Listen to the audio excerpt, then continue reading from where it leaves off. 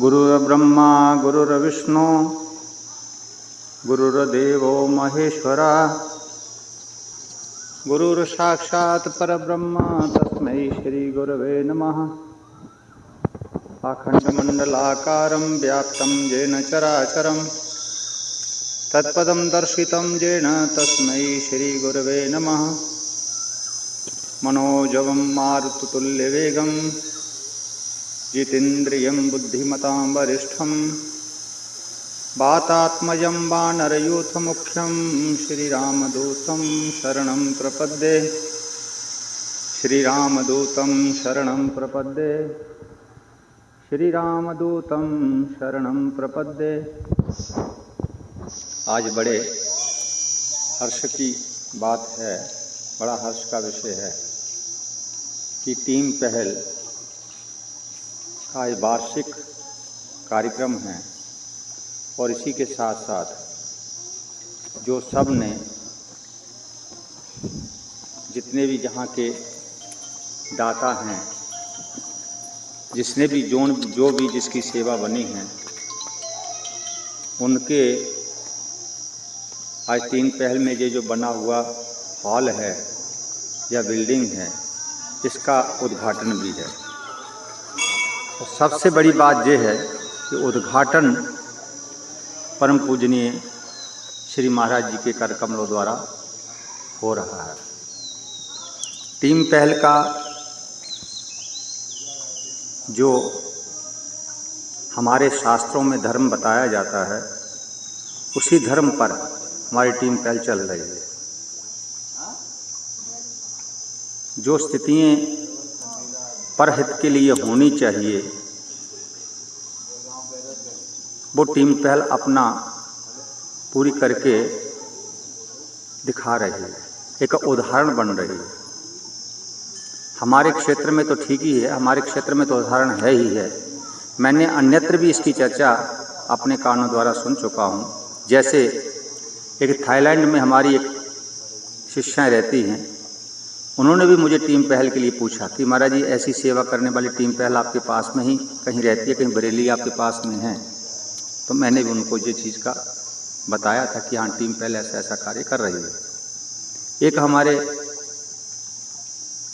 America में सुमन जी करके हैं, जो बहुत बड़ी डॉक्टर हैं, अमेरिका की डॉक्टरों का शोध करने वाली है वो। उसने भी मुझे फ़ोन करके पूछा। तो टीम पहल का जो कार्य है, बहुत धर्म के साथ जुड़ा हुआ कार्य कर रहे हैं। और इनका नाम हम यही नहीं समझें कि बरेली में है, अन्यत्र भी बहुत पूरे विश्व में फैला हुआ है। और पूरे विश्व में ये अपने धर्म पे चलने वाले को लिए एक उदाहरण बने हुए हैं। बहुत अच्छा कार्य कर रहे हैं, बहुत ही बढ़िया कार्य कर रहे हैं। जैसे हमारे भारत में धर्म की ऊपर एक दृष्टांत है, छोटा सा एक गीद का दृष्टांत है। एक गीद पक्षी था, वो जंगल में रहता था। मैं बहुत ही शॉर्टकट में आपको ये बता देता हूँ कि धर्म के ऊपर ही है ये। गीद पक्षी जो जंगल में रहता था, जंगल में एक पीपल का वृक्ष था, उसी पे वो रहता था। दावानल जो है जंगल में लगाई नहीं जाती। जो अग्नि लगती है जंगल में, वो जंगल से अपने आप प्रकट होती है, उसी का नाम दावानल कहते हैं। जो जंगल से प्रकट हो, हवाएं जब चलती हैं तो एक दूसरे वृक्ष से टकराती हैं, तो उसमें से चिंगारी निकलती है, आग पैदा होती है। उसी के द्वारा जो आग जंगल में लगती है, उसी को दावानल कहते हैं। तो ऐसे ही गर्मियों का मौसम था, दावानल का प्रज्वलित हो गई, अग्नि जलने लगी, जंगल पूरा जलने लगा। पूरे वहाँ के जितने भी पशु पक्षी जो भी थे, वहाँ से निकल कर भागने लगे। रास्ता वही था जिस वृक्ष पे आकर के गीद जो पक्षी था, उस पीपल के वृक्ष पे रहता था, उसी के जहाँ से सब लोग आते और जाते थे। जब वहाँ आने जाने सब लोग जाने लगे, तो कुछ लोग गीद पक्षी को भी कहने लगे कि अरे भाई, आप जहाँ क्यों बैठे हो, अग्नि आ रही है, जला करके आपको भस्म कर देगी, आप भी चलो, जल्दी चलो, जल्दी चलो, भगो जहाँ से, भगो जहाँ से। गीद ने एक बहुत अच्छी बात कही। उसने कहा बताओ ये हमारे भारत का धर्म नहीं है। जब हमें भूख लगती थी तब इसी वृक्ष से हम फल खा खा के अपनी भूख को मिटाते थे और इसी वृक्ष पे बैठ कर के हम गंदगी करते थे।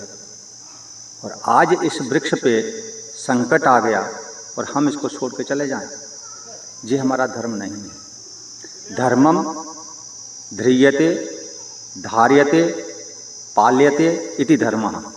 धर्म की अगर व्युत्पत्ति की जाए तो धर्म को धारण किया जाए। धर्मम धार्यते पाल्यते, जिसका पालन किया जाए उसी को धर्म कहते हैं।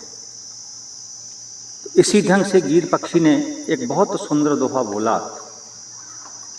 वो दोहा ये है कि फल खायो जही वृक्ष को और गंदे कीने पात।